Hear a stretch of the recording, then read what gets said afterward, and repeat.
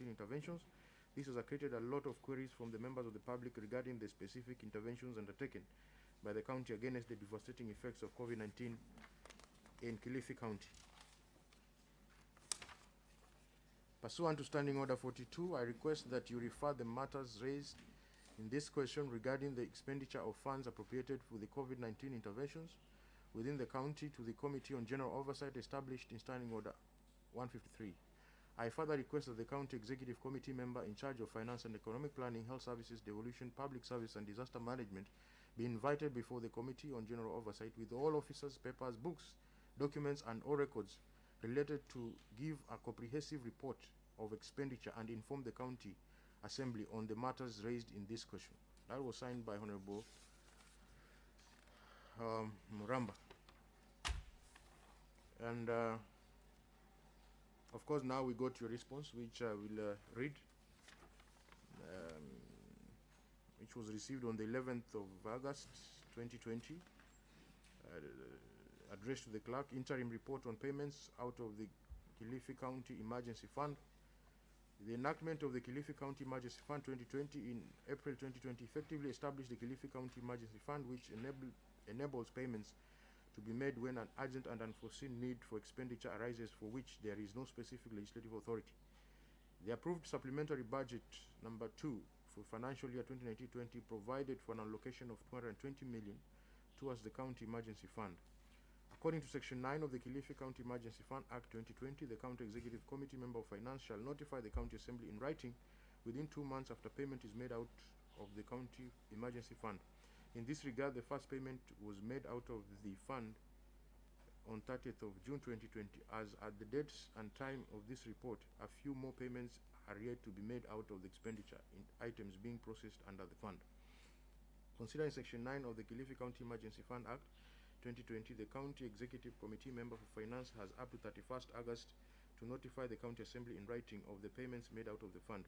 However, this interim report is intended to furnish the County Assembly with information on payments already made out of the fund, as the final report is being finalized for submission within the timelines as provided in law. Since the establishment of the emergency fund, a total of 220,311,000 has been received in the fund account. Out of these payments totaling to 208,361,559 and 43 cents have been made out of the fund. The following is a summarized accounts of the receipts and payments of the fund, and the details, I think they are within all of us. We have them. Waziri, maybe I will just take the cue that from your explanation, from the date from which you say that the fund ought to have been utilized, payments were made. I had prepared so many questions, but when I received your report, I just have one question to ask. Do you think this is sufficient to provide this House with the information that you have brought?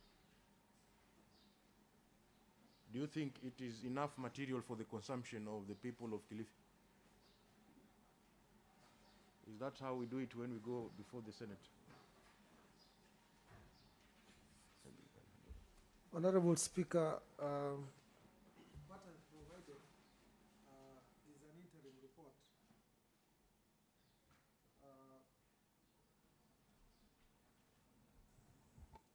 The law does not define how much information should be contained in the report. So what I've just done today is to give a summary of the expenditure done so far, out of which now, and based on which we are still working on the final report, as I've said, and it will be submitted to this House as provided for in law. So, Honorable Speaker, today what I am submitting is an interim report. It is not the report that I would be expected to give, because I'm yet to conclude the report after finishing the payments. But I thought it is good that at least I bring some information that will give an overview of what has been happening in the emergency fund.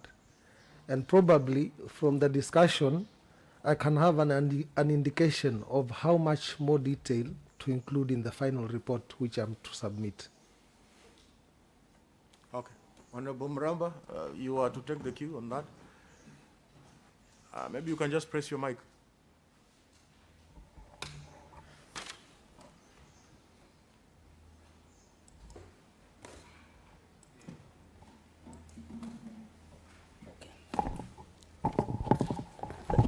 Thank you, Mr. Speaker.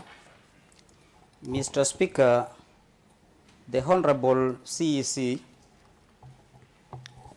in this report, Mr. Speaker, has indicated some items here, but Mr. Speaker, I don't think this report meets the threshold of a comprehensive report as indicated in the letter from the Clerk of the County Assembly, Mr. Speaker. Mr. Speaker, the CEC member has been to the Senate on several occasions, Mr. Speaker, and I'm made to believe that this is not a report that he can send to the Senate unless he looks down upon this County Assembly as an inferior institution, whether deliberately or otherwise, Mr. Speaker. This report is to be rejected in total, Mr. Speaker, unless he comes back to this assembly, Mr. Speaker, to bring a comprehensive report supported by documents, Mr. Speaker. Otherwise, you cannot tell me that you bought 4 beds at 4 million and you think that is enough, Mr. Speaker. Mr. Speaker, I am not satisfied, and I believe members of this assembly are not satisfied with this report, Mr. Speaker. He needs to bring a comprehensive report. First, he needs to tell us, out of the 220 million we appropriated in this county assembly as a request from the governor, Mr. Speaker, we bought this, and this, and it is supported by these documents. How much did we receive from the national government? We received this much, and we did this and this and this. And what of the donations, Mr. Speaker? Because His Excellency the Governor appealed to well-wishers in this county, Mr. Speaker. And I'm sure Salty Farms, Mombasa Maize Millers, Mombasa Cement donated a lot of food. He needs to produce another column for donations so that we can see how much food we received or non-food items we received. Now, bringing to this assembly a report that is half-baked, Mr. Speaker, this is an abuse of this whole assembly, Mr. Speaker. Let the CC member seek more time so that he comes back with a detailed report. Thank you.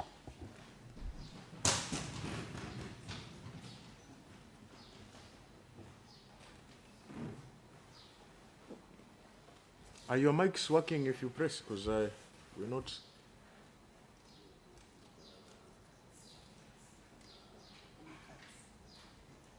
You should have given members the cards because this is a committee sitting.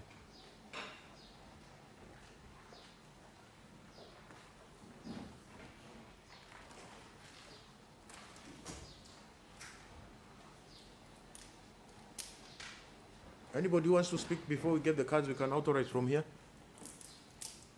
Honorable Humphrey? Yes, we can press the mic. Okay.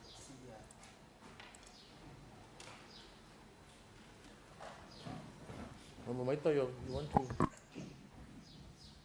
just authorize him from there. Okay, proceed, Honorable Maita. Thank you, Mr. Speaker. Speaker, the chair of this Whole House Committee. Mr. Speaker, I've gone through this report and I'm in pains, Mr. Speaker. My project, that is Viamban Dispensary, was collapsed because of the COVID pandemic. Mr. Speaker, I expect a good report, a detailed report, how do I explain to my voters that the project that was collapsed and the money was utilized? But here is a report.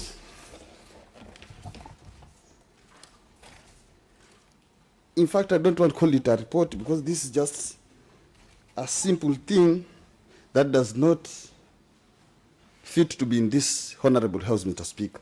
So I support Honorable Mramba. We reject this report so that the CEC can come here with a comprehensive report. Thank you.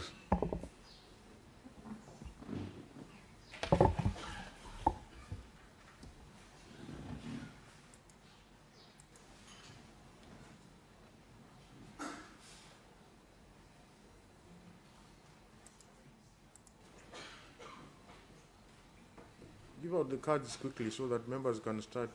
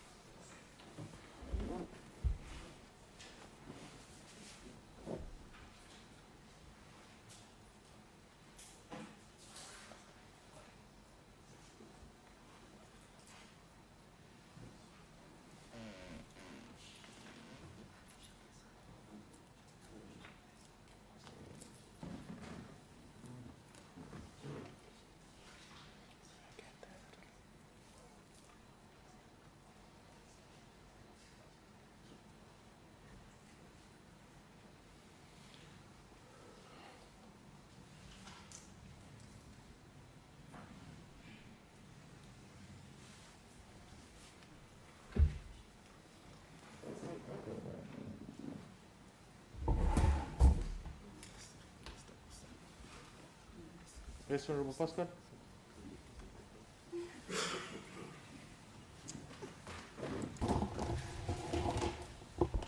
Thank you, Mr. Speaker, who happens to be the chair of today's session, for the permission that you have granted me. Mr. Speaker, I'll not be far away from the mover of the member who sought clarity on the matter that is before this House. Mr. Speaker, we all know that we have had a cordial working relationship with the executive on matters development, Mr. Speaker. But today I'm seeing like that relationship is taken for granted. And we are here on a very grave matter that the county government of Kilifi is very, not even the entire Kilifi County, Mr. Speaker, is aware that this House appropriated 220 million that was supposed to take care of the COVID-19 pandemic, Mr. Speaker. But all corners of Kilifi, Mr. Speaker, are not at ease, Mr. Speaker, on how this money was spent. Even the membership of this county assembly, Mr. Speaker, and we had wanted a very detailed report on how this money was spent so that every party can actually be aware of what transpired, Mr. Speaker. But just as my friends, my colleagues have put it, Mr. Speaker, if you go outside there and tell somebody that the county government paid 46 million for delivery beds, Mr. Speaker, of cardiac monitors, it will be something that is ironical, and it will not go down very well to the people down there, Mr. Speaker. It might be true, but we need the documents that will support all this that transpired, Mr. Speaker, so that everybody can be in light of what happened. So, Mr. Speaker, I feel that this report is so shallow that cannot meet the discussion, or rather the threshold of the Assembly today. Thank you, Mr. Speaker, sir. Chairman, budget.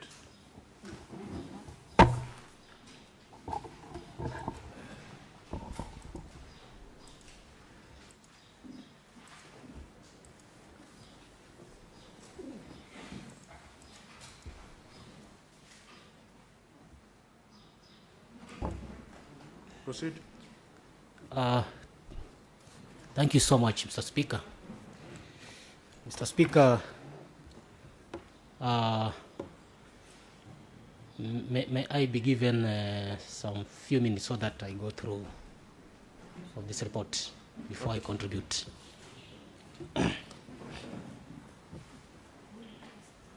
Kadenge, Chairperson Devolution, we gave you so many trips to go to Kilifi. What do you have to say? Asante Mheshimiwa Speaker. Mimi pia ninasimama kuunga mkono waheshimiwa wenzangu. Waziri wangu ambaye uko pale mbele na kuona. But siwezi kujitetea na hivi ambavyo vimeandikwa hapa. Mimi nimekuwa kwa hiyo mikutano, but my expectation haikuwa iwe hivi ambavyo hivyo hapa.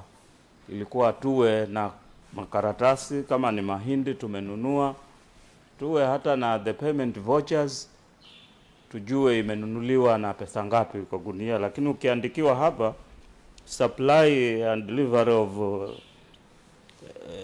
18,900 bells kwa 42 million. Nafikiri kule mnavojua kule ground ni different, mambo ni different na italeta matusi sana hii. Na nafikiri waziri amepewa muda wa kutosha. Hata nashangaa kuwa tumeletewa haka karatasi. Ile neno zuri ambalo naweza litumia pengine ni la madarau. Kwa hivyo wacha nikomee hapo, but we need a detailed report. Any other member before I give it to Waziri? Because I don't think this session will be too long today.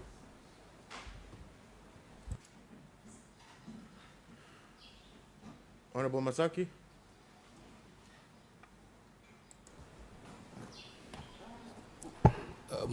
Mheshimiwa Speaker, mimi kwanza nataka nichukue nafasi hii kushukuru kwa sababu ya kupatiwa hii nafasi. Mheshimiwa Speaker, nataka niseme machache sana ambayo tumeyaona na wale waliozungumza mwanzoni wamezungumza. Unajua hivi sasa wakati unaenda ukibadilika. Na mimi nataka niseme imekuwa ni desturi wakati mwingi tukiuliza maswali yale majibu tunayopata yako very shallow. Mambo ya kutumia pesa hata kwa yule layman, pengine sisi wengine tumejaribu kugusagusa accounts tukaziachia pale, but hata yule layman wakati umeulizwa swali huwezi ukachukua figa ya pamoja ukaletea kwa bunge bila kuonyesha ni vitu gani na ushahidi. Na nataka niseme hivi, hasa waziri wa pesa, unakumbuka hata wakati ule wa mwisho tulipokuja hata tukapiga kura hapa tukapitisha ripoti, yale majibu hayako mazuri kwa sababu tutasema pengine ni biashara ya serikali, but ukiangalia watu hawataenda vile watu wanafikiria. Watu wataenda na ule ukweli ambao wameuona. Na ndio maana unaweza ukapata hili bunge haliendi kwa kivyama, haliendi kwa sababu tunataka sote tujue, kwa sababu kama ni kutumia pesa, kama ni matumizi ya chakula, kile ambacho kimenunuliwa kinaenda katika kaunti yote. So sisi huja pamoja, hatuendi kihivyo. So kile kitu ambacho kinatatiza ni kuwa katika hali ya kujibu yale maswali ambayo tulikuwa tunataka tupate majibu, unakuta kwamba pesa yenu mmeweka block, kila kitu kimewekwa block, but hakuna karatasi ambayo itaonyesha hata kama tumelipa tuseme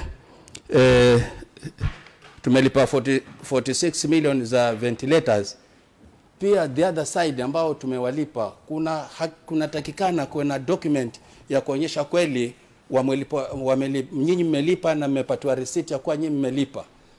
Lakini kama tutaenda kienyeji kama vile tunaenda, kusema kweli hili bunge vile mnaliona linabadilika.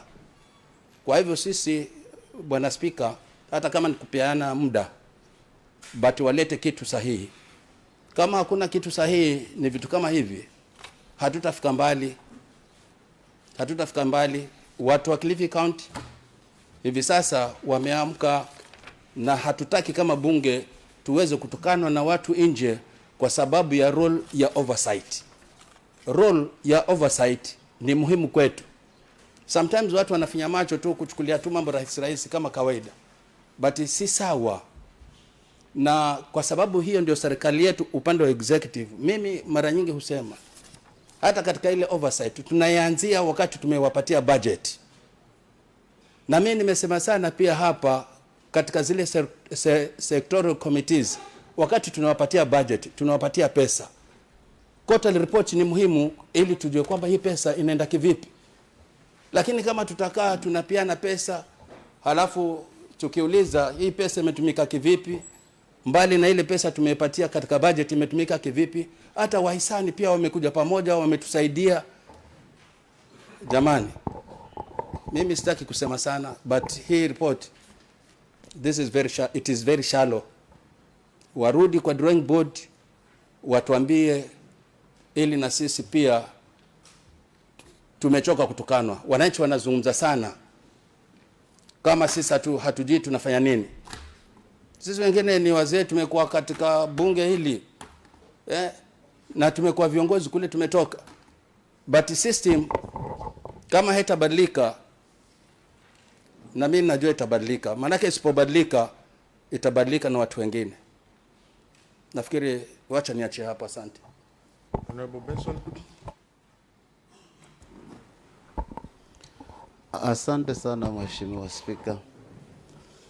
Nami nimesimama kuungana na wenzangu ya kwamba tulikuwa tuna matarajio ya hizi pesa milioni 220. Nafikiri nyingi zilikuwa ni ziende kwa chakula.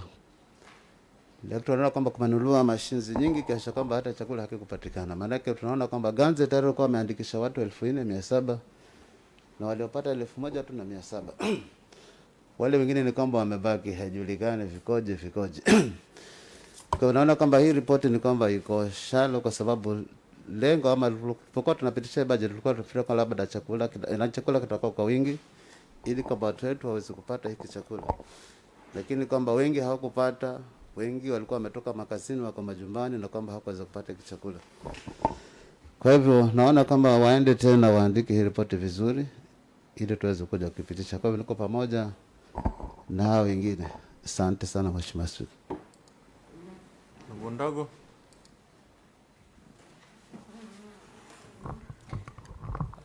Thank you, Honorable Speaker. Mine is just a humble request to the executive side. You see, we are all working as a one team, but if I may ask our professor here, through your department, looking at a statement that was sought by Honorable Nixon Mramba. If I was your student in a class, I would say I would look at the third paragraph, which it reads, the County Assembly has so far not received any comprehensive report. Looking at that statement, if I was your student, definitely I would sit down and make a comprehensive report.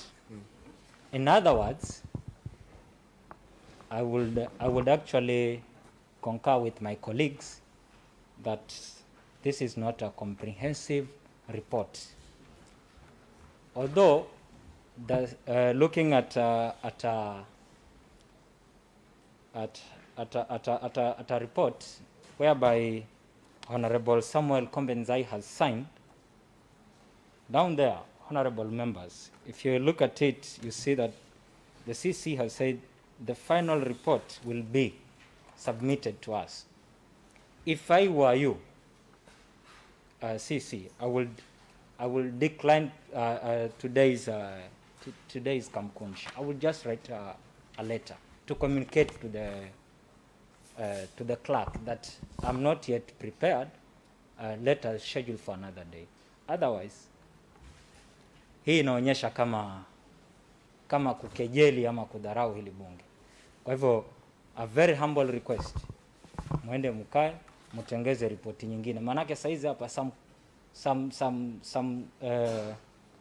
statement tayari zinatoka hapa. Mtu anaangalia tu hapa anasema, payment, looking at number 7, payment of for the supply and deliver of bus stops. 10 million. 10 million. Then look at staffs allowances. Sabuni ilikuwa nyingi hata kuliko ile kazi iliyofanywa, na malipo ya sabuni yalikuwa mengi kuliko hata ile kazi iliyofanywa na staffs, of which tukiangalia hili ni janga la kidunia na visa vinaongezeka kila siku. Kila mtu anaangalia katika kazi inafanywa vipi. So maswali yameanza kuchibuka. Naomba a very humble request, muende mkae kama executive, mtengeze report ambayo kidogo itaweza kuconvince members na kuconvince public kwamba pesa yao imetumika jinsi ilivyopaswa kutumika.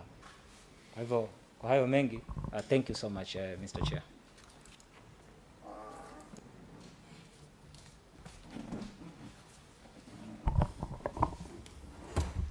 Asante sana Mheshimiwa Spika. Mimi sitaongea mengi bali kuunga mkono waheshimiwa wenzangu. Lakini hata hivyo Mheshimiwa Spika, nataka twende moja kwa moja mpaka pale ambapo kuna husiana na mapeni pesa. Mheshimiwa Spika,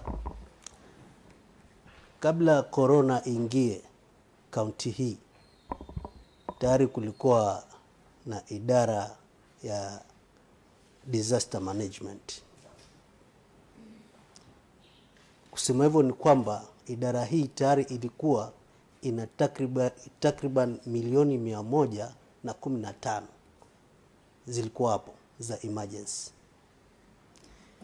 Unafahamu fika Mheshimiwa Spika, kabla hata executive ilete hoja yao ya kufanywa allocation ya milioni 220, bunge hili lilikaa mpaka likaamua kwamba kuwe na idara hii ya allocate milioni 75. Siku ile mpaka wakina Tomu hapa kukawa na mvutano na akina Tomu. Pengine hayuko, lakini angekuwa hapa angekuwa anakumbuka vizuri. Lakini leo hii idara imeamua tu kuweka zile milioni 220 hizo peke yake, na hizi pesa zingine hapa wamezifumbia macho. Tunataka waziri pia hilo alinakili vizuri, ili ripoti hiyo ambayo italetwa, pesa hizo zingine zilitumika vipi pamoja na hizi, kwa sababu tuna takriban milioni 400 ambazo zilitengewa COVID. Mheshimiwa Spika, ni hayo. Nashukuru. Mwenyezi Mungu awabariki. Asante sana. Okay.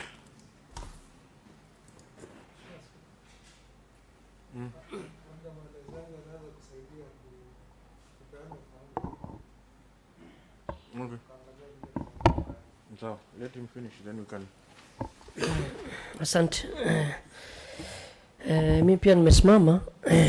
Singeongea, lakini kulingana na ripoti ambayo imeletwa,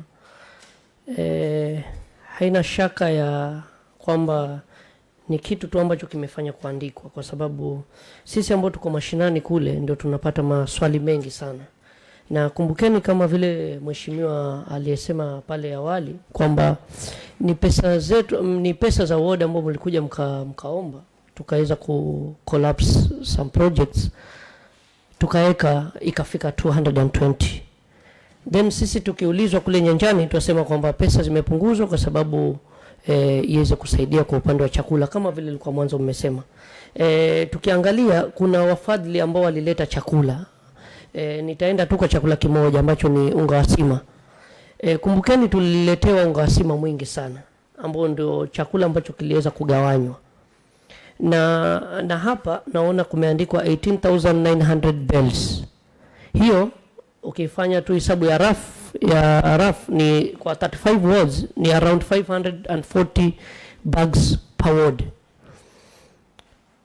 Hiyo ni kama ilikuwa ni mifuko 6 hao ni watu 1000, ni nyumba 1080.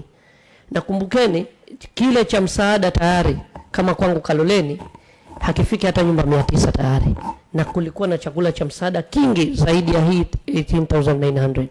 Kwa hivyo tafadhalini, je, hino ripoti ambayo mmeleta hapa tunapoichapisha tuseme tunaiweka kwa waziwazi kwa wananchi,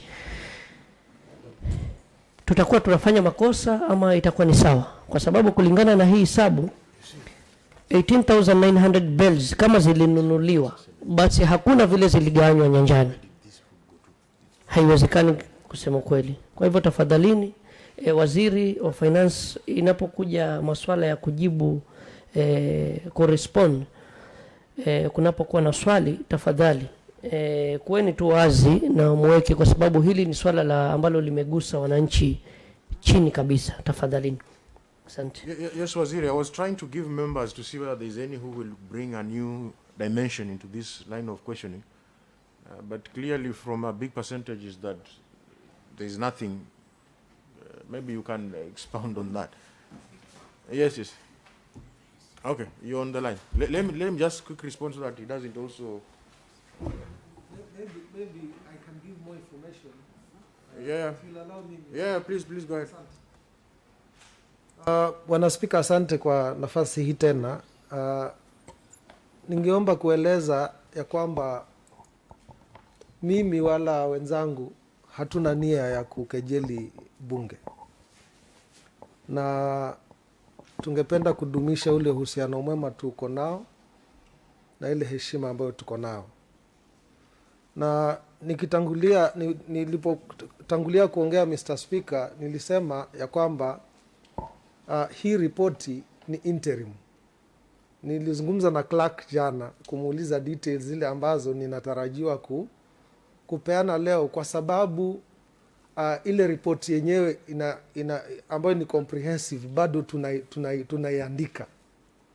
Lakini hii ambayo nimeandika ni ya emergency fund peke yake, Mr. Speaker, na ningeomba tu kueleza vile nimeelewa hili swali, ili waheshimiwa wakichangia kuwe kuna ufahamu ambao tunaelewa kitu vile pamoja, we have a common understanding. Paragraph ya 3 ya mwaliko ambao tumepewa kuja hapa bunge inasema hivi: The County Assembly has so far not received any report of expenditure on the fund appropriated for the COVID-19 interventions, contrary to Section 9 of the County Emergency Fund Act. Hiyo sentensi hiyo ndio ambayo mimi nimeandika hii interim report. Manake nina report kuhusu hiyo fund. Na hiyo section ambayo imetajwa, Mr. Speaker, inanipatia muda wa miezi 2, na mimi nia yangu, Mr. Speaker, ni kuleta hii report kufikia next week. Kile ambacho ningeomba bunge leo inipatie indication nikienda kumaliza hiyo report, ni kunipatia zile details ambazo wangetaka ziwe kwa ile report. Kile nimefanya tu ni kupeana highlight ya vile pesa ilitumika. Nimesikia kwamba kuna kulinganisha ripoti za Senate. Senate report huwa tunajibu maswala ya audit, na huwa tumeulizwa maswali na tukajibu na wakasema hawajatosheka. Ningependa pia bunge, kama kuna information specific ambayo ninahitajika kuileta, nitoke hapa leo nikiwa ninajua hii ripoti ambayo nimeleta nitaieleza kwa undani kiasi hiki, ili waheshimiwa wawe wanaweza wakatosheka. Kwenda kwa hiyo mistari inafuata, Mr. Speaker, ni mambo ambayo yanahusu departments zetu, na nimekuja na wenzangu wawili ambao pia wamekuja na ripoti zao, na singeona ni vyema ya kwamba kikao hiki kionekana ya kwamba hatuja submit report comprehensive kwa sababu nimesoma tu the financial bit. kuna ripoti ambazo wenzangu pia wameleta ambazo they are tied up to this summarized report that I have provided. Kama nimenunua vitu vya hospitali kwa mfano, Waziri Dadu na Department ya Health wako hapa kueleza vile vitu ambavyo tuliwalipia kwa emergency fund ni vitu gani na vilihitajika kwa kufanya nini na vilipokelewa na mambo kama hayo. The details that are being asked. Hapa nililipia kwa mfano unga na sabuni na vitu vingine. Department ya disaster, waziri yako hapa na timu yake wamekuja na report very comprehensive ya kuonyesha hivi But vitu. we only have this one piece of paper. Ndio maana nilitaka kueleza Mr. Speaker ya kwamba labda ni mimi peke yangu ndio nimepeana na wenzangu pia wamekuja na reports. So singetaka ieleweke kwamba hakuna reports ambazo ziko details ambazo zimetengenezwa. Labda kile hakijafanyika. Yes, on a point of order. Kwa ile sawa, basi ni pia hizo departments zingine ambazo waziri wazungumza. Zile ripoti tulikuwa tumepewa ndio na sisi tukapitia. Lakini kuliko sasa wao watakuwa wanatusomea na sisi tumepewa hii peke yake. Okay, so who amongst you has a report? You know, you don't come.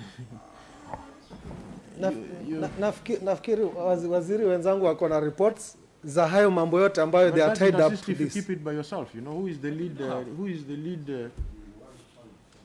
Yeah, you guys have never learned how to correspond to the assembly. Documentation is sent to the office of the clerk. Any CEC member should be in a position to know that by now. So if you come here, you keep it yourself.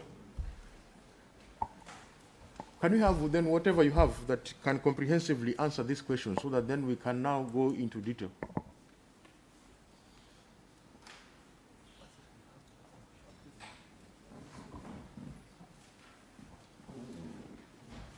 Probably just before you speak, I think maybe you need to understand the expectations of members.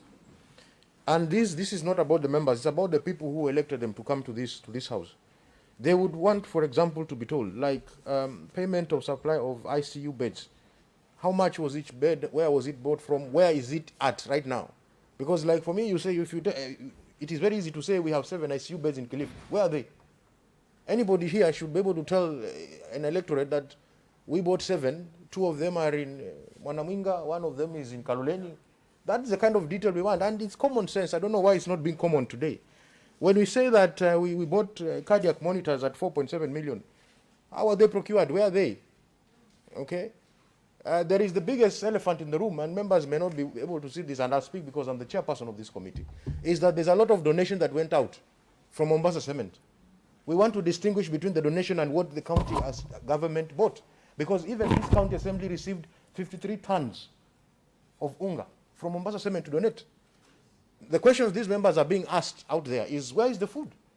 Because the Mombasa Cement food had the tagging of Mombasa Cement. Now you have a responsibility as the executive to tell us, we received, for example, we can as an assembly declare that we received 53 tons of unga from Mombasa Cement. We even have the LPOs which were given to us and sent to Mombasa maize millers for collection.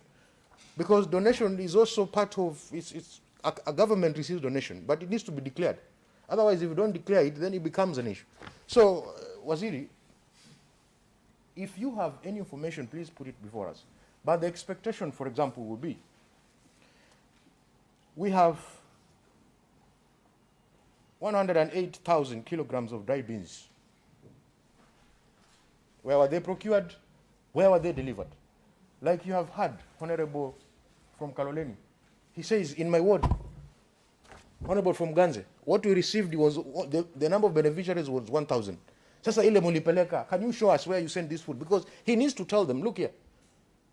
We called the executive, they told us that you received in Ganze ward, 100 bales of unga were delivered. He needs to have that record as an MCA. If he doesn't, then how do we understand that it was actually procured? And that's the whole essence of oversight. We will give you the time, but I'm trying to have you know what the expectations are. We are not doing it for ourselves. This is not about these members, it's about the taxpayer out there. You're getting my point? Because these members are full alive to the fact that there were donations which were made. And basically, even the assembly itself is on record to have received 53 tons of, I personally received a donation on behalf of this county assembly. And it was given to the members and it was done. And when they went to the ground, it was very clear. They said this is a donation from Mombasa Cement. Mheshimiwa has asked a question, I don't know whether you got him. He says, we collapsed projects in our ward. What my expectations would be now is that if you bought this amount of food, did my constituents get any allocation to this food? So what then would we expect you is you tell us, we have 108,000 bags procured by the county government of Kilifi. 200 bags sent to this ward, to these households. You cannot tell us that you delivered, in fact, you had a system of delivering those items. So the members will be told, these are the list of the beneficiaries. Ndio mheshimiwa akifuatwa na wale waliopiga kura watamwambia no. Mama so and so, mama so and so. The record here show that you received this amount of kilos. I think that is what transparency is all about. That is what oversight is all about. So even as you are preparing, and you have rightly said it is 31st, because based on the time when you paid, and I'm not disputing that, you're totally right. It might have taken longer, but if you paid at a later date, you start counting from the date when you started spending, isn't it? And that ends on 31st. But so that we cut the long story short, it is better that even as you live here, you understand the expectation of the members. And it is not expectation of these members, it's the expectation of the people who elected them. Because the question has always been going around here. People might be shying away to say it. I will not shy away to say it because I sit as the chairperson of this committee. So it is within my duty to tell you exactly what these members expect.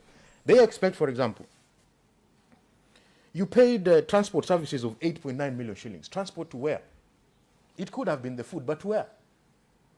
Because unless you show us that food went to Magarini, how do they? Because this is a public document and the media will have access to it. They'll have so many questions for you will not understand.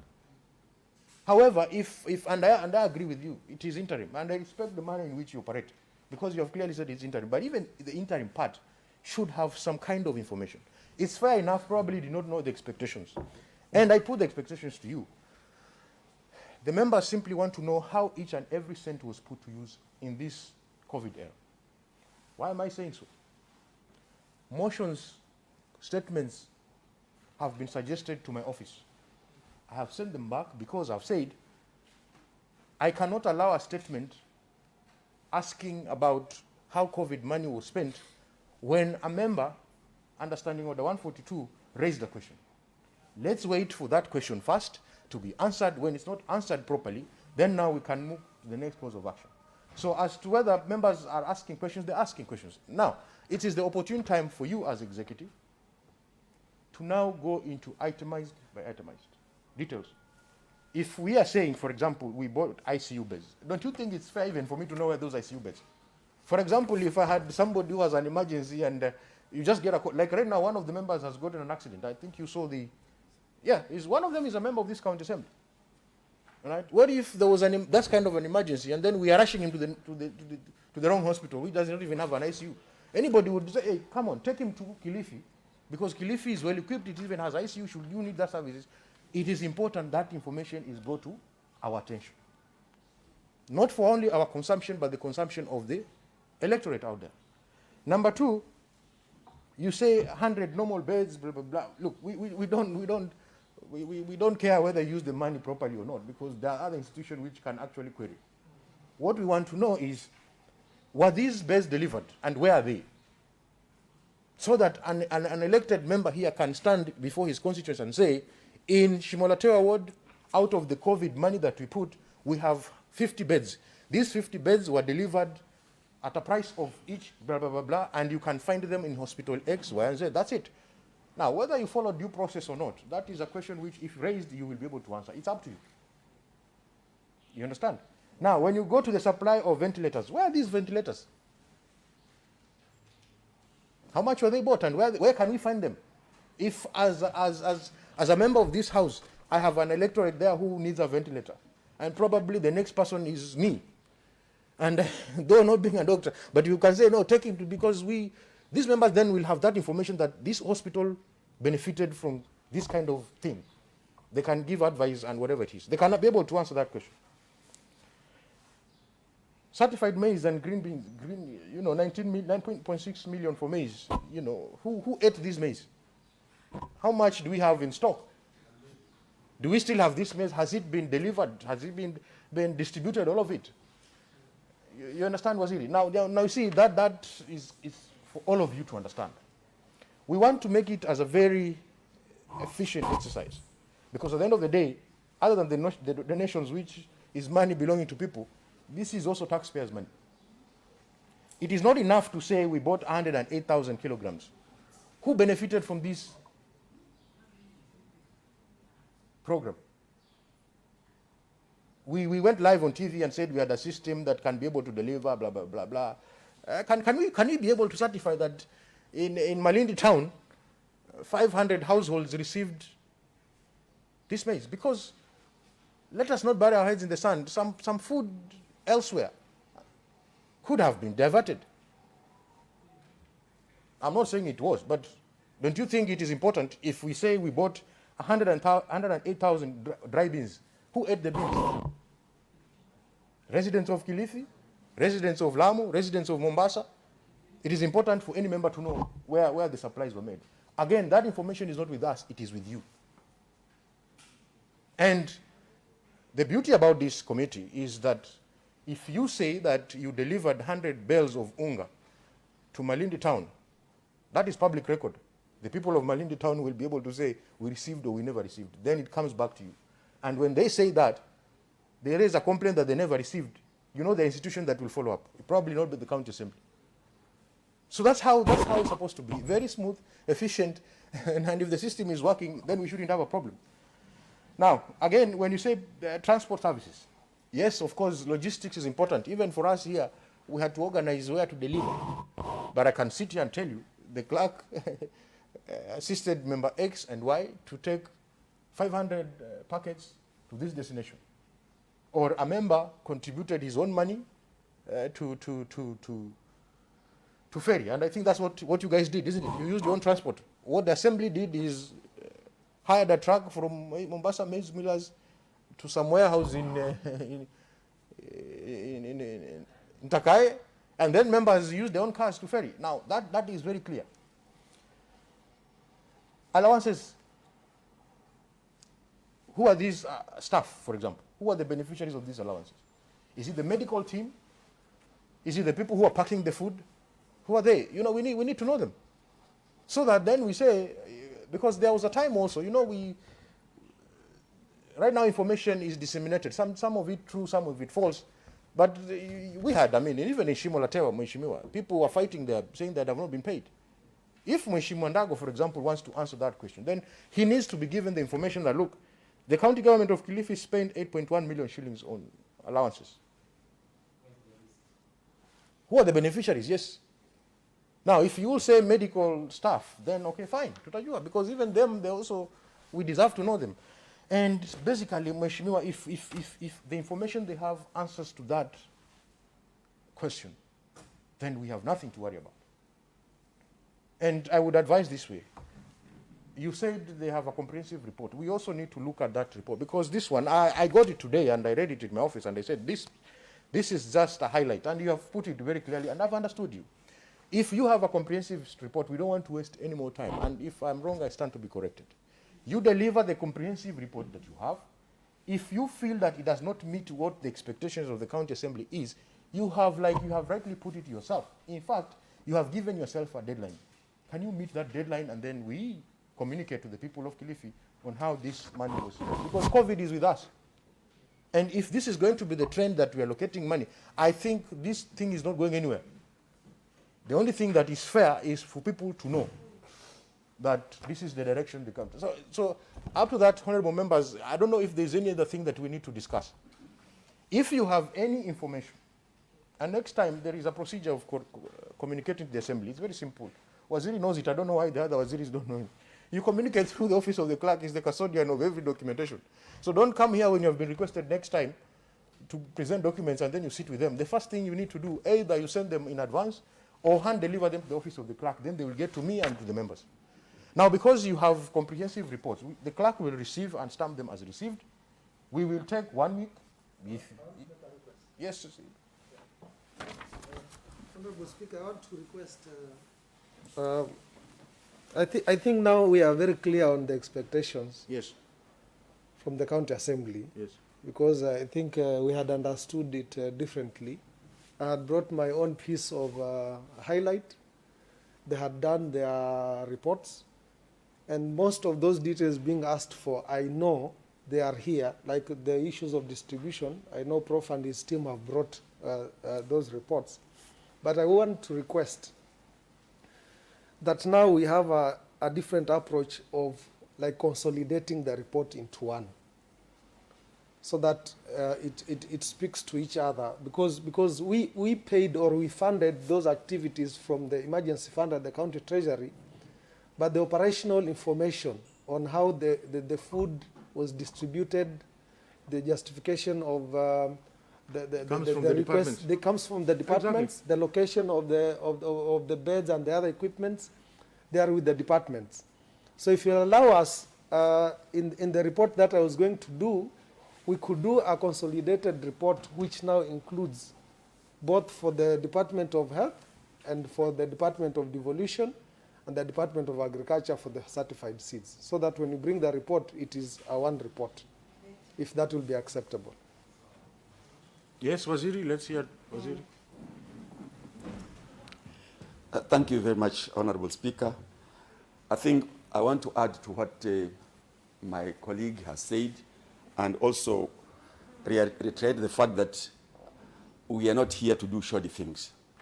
So I really want to benefit from the contributions that have been made, and for the benefit of time, to really give something that is going to be appreciable to everybody. Already as a department, what we had done was to look at the donations that we were given and what we received from Treasury in way of the county fund that we had created. And then we also had put the distribution list as per ward. But we all know that even that time, we were sending SMS messages to specific families. So my own reflection as the way forward was even to complement that information, that if it is Ganze ward, I've sent this amount of unga, but who received? Then that information we have. So I would really want to agree with my colleague that we get this time and we produce a very comprehensive report that the minimum questions will be raised by the fact that it will be understandable. Where we have done distribution and what remained, we shall also indicate, because we cannot put bales of unga for more months, they get destroyed in the warehouses. So something was done, but that is going to come in that report, even if we send it to special groups. Who are these groups that received this money? Either they are vulnerable children, children living with HIV, AIDS, all this is going to come in our report. So, Honorable Speaker, I also beg to agree with my colleague, and we are given that time. Thank you. Being that the case, is there any other? Okay.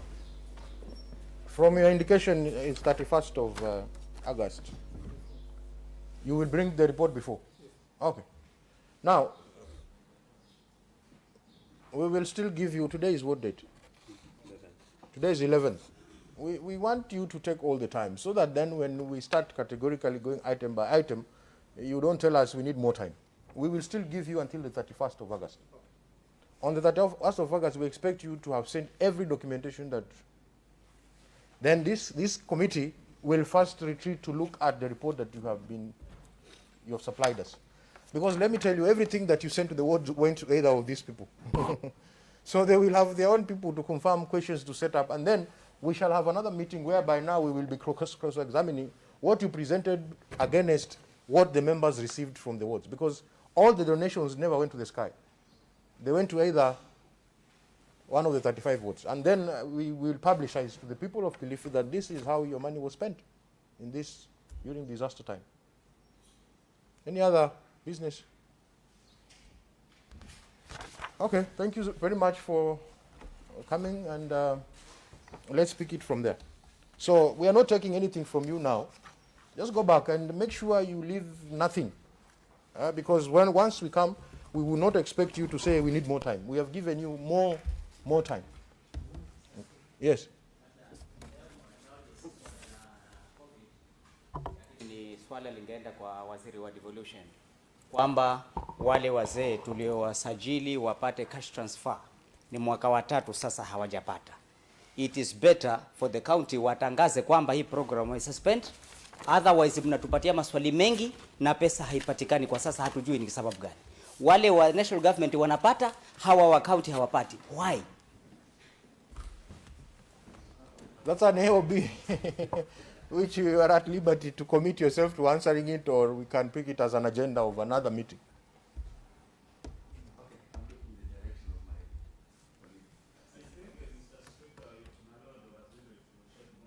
Yeah, he's going to do so. So he's here.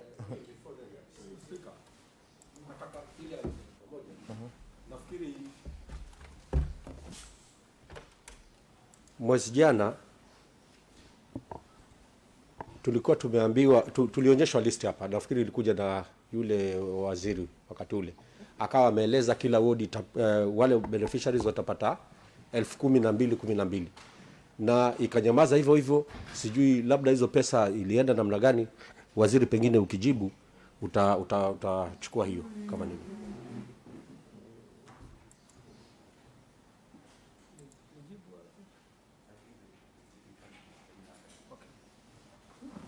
Mheshimiwa Spika, swala ambalo limeulizwa la cash transfers, mkataba baina ya County Government of Kilifi na Equity Bank uli-expire na kukawa kuna uhitaji wa kufanywa mkataba mpya.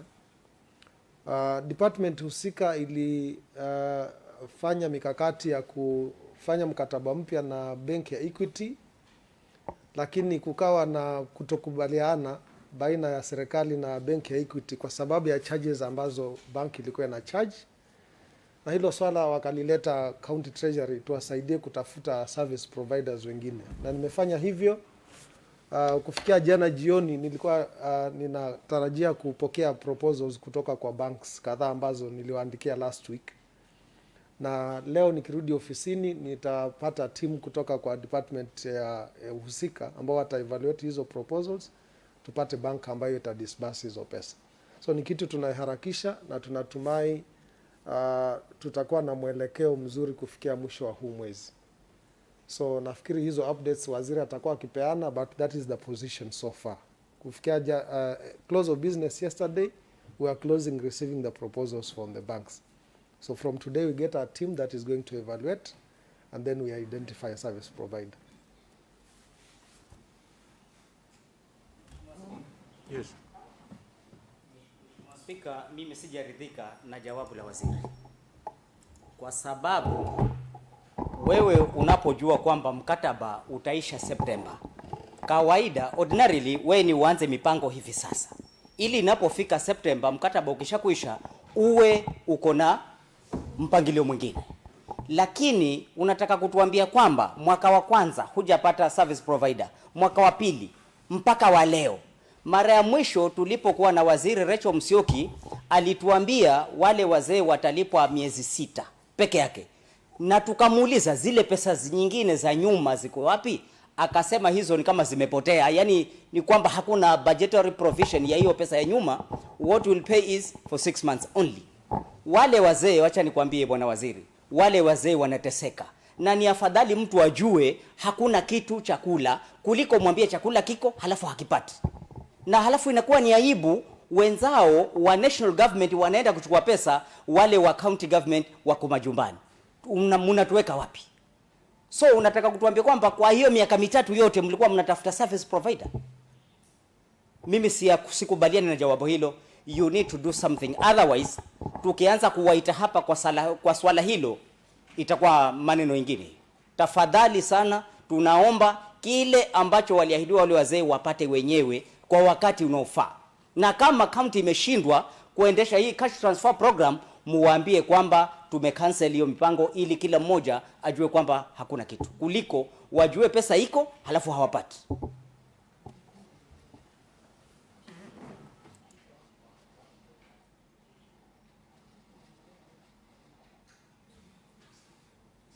Any other?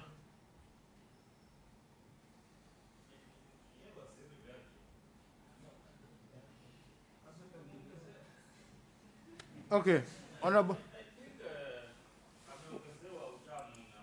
Wa Mramba na unajua mimi ndio nitaulizwa kama chair wa hiyo department, na ningetaka waziri na huyo mwenzako mtupatie kufikia lini au wazee mtawalipa.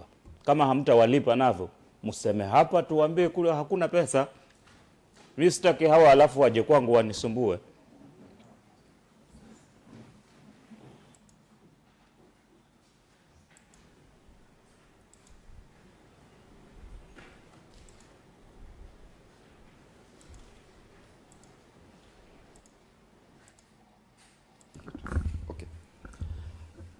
Asante sana Bwana Speaker.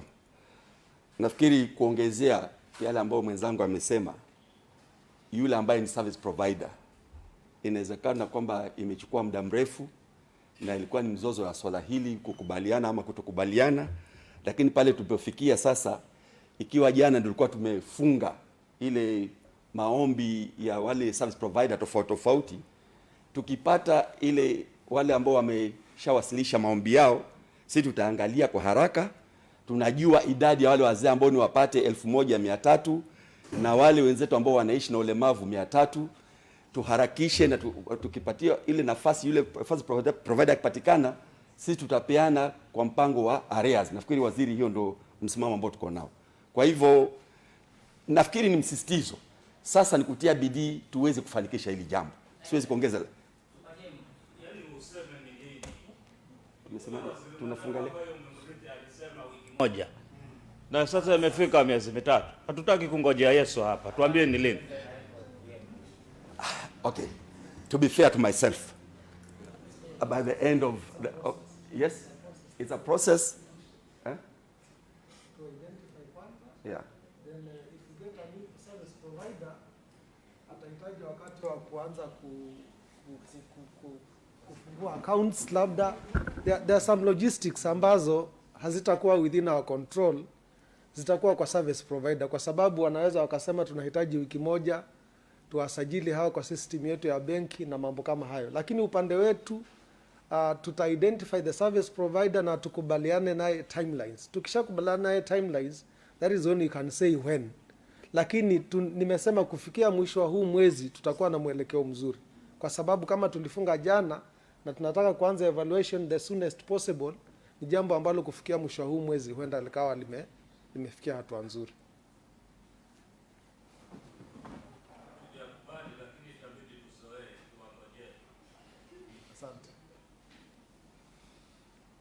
Okay, in that case then we are adjourned. Thank you very much.